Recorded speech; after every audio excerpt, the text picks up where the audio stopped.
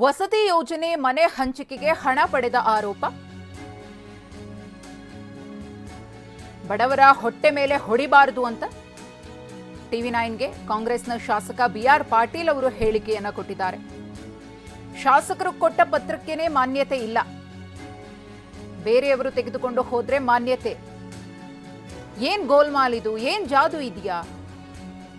ಯಾರ ಸರ್ಕಾರ ಇದ್ರೇನು ಜನರನ್ನ ರಕ್ಷಿಸಬೇಕು ಅಂತ ತಾವು ಬರೆದಿದ್ದ ಪತ್ರವನ್ನ ತೋರಿಸಿ ಬಿಆರ್ ಪಾಟೀಲ್ ಅವರು ಟಿವಿ9 ಜೊತೆಗೆ ಮಾತನಾಡಿದ್ದಾರೆ.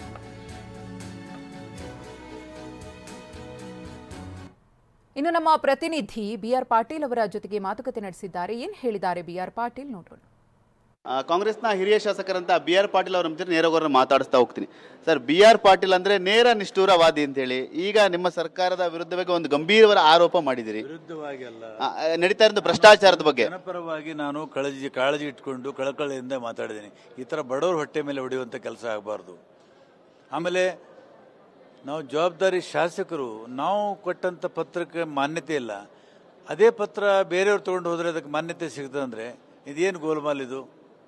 ಇದ್ರೇನು ಚಮತ್ಕಾರ ಆಯ್ತಾ, ಜಾದು ಆಯ್ತಾ? ಅಂದ್ರೆ ಈಗ ಆಡಿಯೋದಲ್ಲಿ ಮಾತಾಡಿರುವಂತ ಮಾತುಗಳೆಲ್ಲ ನಿಮ್ದೇನೆ ಸರ್? ನಂದೇ. ಈಗ ಸಚಿವರು ಕೂಡ ಪತ್ರ ಬರೆದಿದ್ರೆ ಈ ವಸತಿ ವಿಚಾರವಾಗಿ, ಮನೆಗಳ ವಿಚಾರವಾಗಿ ನೀವು 4 ಪತ್ರ ಬರೆದಿದ್ದೇನೆ. ಅಂದ್ರೆ 4 ಬಾರಿ ಪತ್ರ ಬರೆದಿರಿ, ಯಾವುದೇ ಉತ್ತರ ಬರ್ಲಿಲ್ವಾ? ಬರಲಿಲ್ಲ. ಅಂದ್ರೆ ಯಾವ ಕಾರಣಕ್ಕಾಗಿ ಉತ್ತರ ಬಂದಿಲ್ಲ ಅಂತೀರ? ಹಾಗಾದ್ರೆ ಈಗ ಕಾರಣ ಅವ್ರಿಗೆ ಕೇಳ್ರಿ, ನನಗೆ ಉತ್ತರ ಬಂದಿಲ್ಲ ಅಂತ ಎಷ್ಟು ಹೇಳ್ಬೋದು.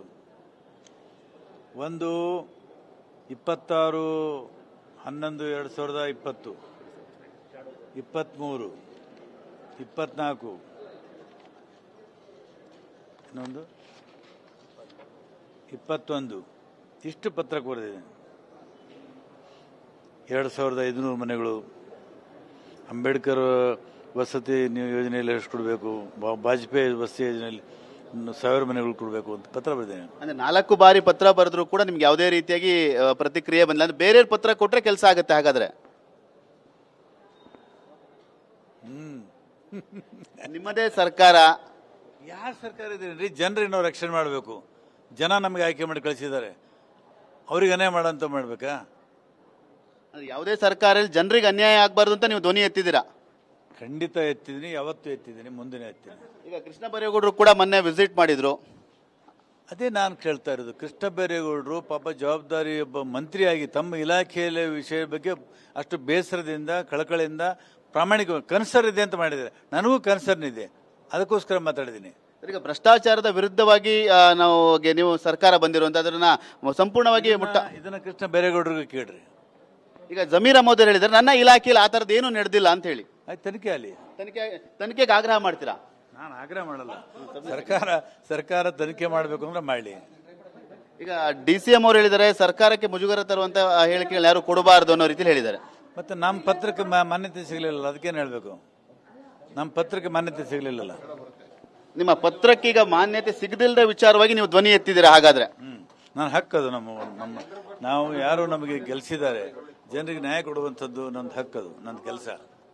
ಸರ್, ಈಗ ಹಿಂದೆ ಕೂಡ ಒಂದಷ್ಟು ವಿಚಾರಗಳಲ್ಲಿ ಧ್ವನಿ ಎತ್ತಿದ್ರೆ, ಅಂದ್ರೆ ಒಂದಷ್ಟು ಆರೋಪಗಳು, ಒಂದಷ್ಟು ಚರ್ಚೆಗಳೇನಂತಂದ್ರೆ ಬಿಆರ್ ಪಾಟೀಲ್ ಅವರು ಮಂತ್ರಿ ಸಿಕ್ಕಿಲ್ಲ, ಅದಕ್ಕೆ ಈ ರೀತಿಯಾದ ಒಂದಷ್ಟು ವಿಚಾರ ಸರ್ಕಾರದ ವಿರುದ್ಧ ಧ್ವನಿ ಎತ್ತಾರೆ ಅಂತ. ನಿಜನಾ ಅದು? ಈ ತರ ಬ್ಲ್ಯಾಕ್ ಮೇಲ್ ಮಾಡಿ ಮಂತ್ರಿ ಆಗುವಂತ ಸ್ವಭಾವ ನಾನಲ್ಲ. ನಾನು ಏನಾಗಿದ್ರು ನೇರವಾಗಿ ಹೇಳ್ತೀನಿ, ನೇರವಾಗಿ ಮಾಡಿ. ನಾನು ತುರ್ತು ಪರಿಸ್ಥಿತಿಯಲ್ಲಿ 6 ತಿಂಗಳು ಜೈಲಿಗೆ ಹೋಗಿ ಬಂದಂತವನು. ಇನ್ನು ಮುಂದೆನೂ ಕೂಡ ಜನಪರವಾಗಿ ಜೈಲಿಗೆ ಹೋಗುವಂಥದ್ದು ನಾನು ಮಾಡ್ತೀನಿ. ಅಲ್ಲ, ಏನೇ ಇದ್ರೂ ಕೂಡ ನೇರ ನಿಷ್ಠುರವಾದಿ ಅಂತ ನಿಮ್ಮ ಅದೇ ಇದೆ. ಅಂದ್ರೆ ಈಗ ಏನೇ ಇದ್ರೂ ಕೂಡ ಹೋರಾಟ ನಿರಂತರ ಸರ್. ಹಾಗಾದ್ರೆ ಎಲ್ಲಿ ಜನರಿಗೆ ಅನ್ಯಾಯ ಆಗ್ತದೆ ಅಲ್ಲಿ ಹೋರಾಟ. ಸರ್, ಈಗ ನನ್ನ ಇಲಾಖೆಯಲ್ಲಿ ಆತರ ಆಗೇ ಇಲ್ಲ ಅಂತ ಹೇಳ್ತಾ ಇದಾರಲ್ಲ, ಮತ್ತೆ ನೀವು ಪತ್ರ ಬರೆದ ಆಡಿಯೋ ವಿಚಾರ ಇದೆ. ಈಗ ನಾನು ಎಲ್ಲಾನು ಹೇಳಕ್ಕೆ ನಾನು ಭವಿಷ್ಯನ ಕಾರಣ ಅಲ್ಲ. ತನಿಖೆ ಮಾಡಿಸಿದ್ರೆ ಮಾಡಿಸ್ಲಿ. ಅಂದ್ರೆ ಈಗ ಸರ್ಕಾರಕ್ಕೆ ಗಮನಕ್ಕೆ ಬರಲಿಲ್ಲ ಭ್ರಷ್ಟಾಚಾರ ನಡೀತಾ ಇದೆ ಅಧಿಕಾರಿಗಳ ಮಟ್ಟದಲ್ಲಿ ದೊಡ್ಡ ಮಟ್ಟಿಗೆ. ಭ್ರಷ್ಟಾಚಾರ ಅಂತಲ್ಲ, ಹೆಂಗಾಯ್ತು ಅಂತ ನಾ ಕೇಳ್ತಾ ಇದ್ದೀನಿ. ಈಗ ಹಣ ಕೊಟ್ರೆ ಮಾತ್ರ ಮನೆ ಮಂಜೂರಾಗುತ್ತೆ, ಆಡಿಯೋದಲ್ಲೂ ಕೂಡ ಇದೆ. ನನಗೆ ಅನುಭವ ಇದೆ, ಅದು ಮಾತಾಡಿದ್ದೀನಿ. Thank you sir. ಇದಿಷ್ಟು ಹಿರಿಯ ಶಾಸಕರಂತ BR ಪಾಟೀಲ್ ಅವರ ಮಾತು. ಈ ಒಂದು ವಿಚಾರಕ್ಕೆ ಸಂಬಂಧಪಟ್ಟಂತೆ ನನ್ನದೇ ಆದಂಥ ಆಡಿಯೋ, ಅದು ತನಿಖೆ ಆಗಲಿ, ತನಿಖೆಗೂ ಕೂಡ ಆಗ್ರಹಿಸ್ತೀನಿ.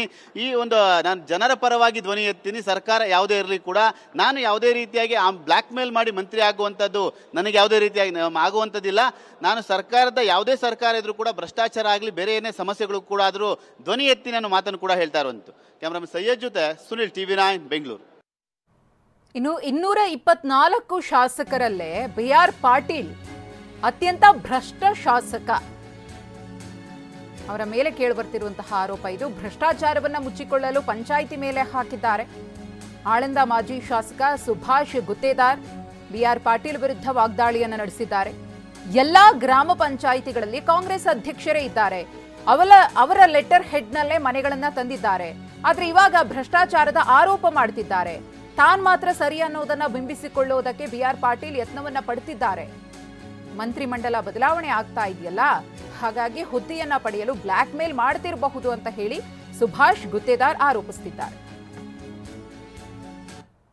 ಬಾಬಾ ಸಾಹೇಬ್ ಅಂಬೇಡ್ಕರ್ ಅವರ ನಿಗಮದ ಮನೆಗಳನ್ನು ಭ್ರಷ್ಟಾಚಾರ ಆಗಿದೆ. ಯಾರು ಅಧ್ಯಕ್ಷರು, ಗ್ರಾಮ ಪಂಚಾಯತಿ ಅಧ್ಯಕ್ಷರು ಹೋಗಿ ದುಡ್ಡು ಕೊಟ್ಟು ಹಾಕೊಂಡ್ಬಂದಿದ್ದಾರೆ, ಅವರಿಗೆ ಮನೆಗಳಾಗ್ಯವ. ನಾನು ಲೆಟ್ರ್ ಕೊಟ್ಟದು ಆಗಿಲ್ಲ ಅಂತಂದ್ಕೇಸಿಂದ ಏನು ವೈರಲ್ ಮಾಡಿದ್ದಾರೆ. ಇದು ಅವ್ರದ್ದು ಏನು ತೋರಿಸ್ತದಂದ್ರೆ ನಾನು ಭ್ರಷ್ಟ ಇಲ್ಲ ಅಂಬಾದು ಒಂದು ವಿಚಾರ ಎಲ್ಲರಿಗೆ ಒಂದು ಹೊಳೆಯಲ್ಲಿ ಅಂತಂದ್ಕೇಸಿಂದ ಈ ಮಾತು ಹೇಳಿದ್ದಾರೆ. ಬಹುಶಃ BR ಪಾಟೀಲರು ಅವರಷ್ಟು ಭ್ರಷ್ಟರು ಮತ್ತು ಹೇಳೋದೊಂದು ನಡೆಯೋದೊಂದು ಮಾಡೋದೊಂದು. ಇಡೀ 224 ಶಾಸಕರಲ್ಲಿ ಯಾರೂ ಇಲ್ಲ, ಇವರು ಒಬ್ಬರೇ ತನ್ಕಿಸಿಂದ ಹೇಳ್ಬೋದು. ಯಾಕಂತಂದ್ರೆ ಈ ಮನೆಗಳು 950 ಮನೆಗಳೇನು ಗ್ರಾಮ ಪಂಚಾಯತಿ ಅಧ್ಯಕ್ಷರು ಹಾಕೊಂಡ್ಬಂದಿದ್ದಾರೆ ಅಂತಂದ್ಕಿಸಿನ ಹೇಳ್ತಾರೆ. ಅದರಲ್ಲಿ ಅವ್ರ ಪಂಚಾಯತಿಗಳೇ ಇವು ಅವ.